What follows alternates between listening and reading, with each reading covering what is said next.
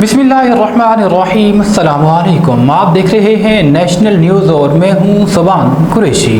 नारोवाल से नुमाइंदा मोहम्मद फारूक की रिपोर्ट के मुताबिक सीरत तैयबा पर कली तौर पर अमल पैरा होकर ही पुरअमन और खुशहाल मुआशरे की तश्कील की जा सकती है।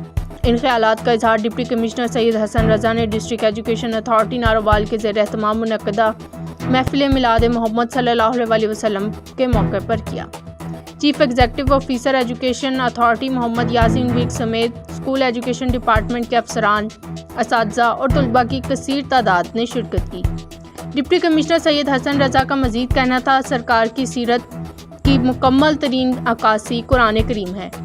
सरकार दो आलम सल्लल्लाहु अलैहि वसल्लम के आने से इंसानियत को अरूज मिला, हक़ व बातिल की तमीज़ वाज़ेह हुई और खुदा ताला का तारुफ इंसानियत को हुआ।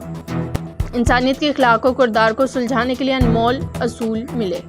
बादशाह CEO एजुकेशन मोहम्मद यासीन विर्क ने शुरकाए महफिल और मुअज़्ज़िज़ मेहमानों को महफिल पाक में शिरकत करने पर शुक्रिया अदा किया।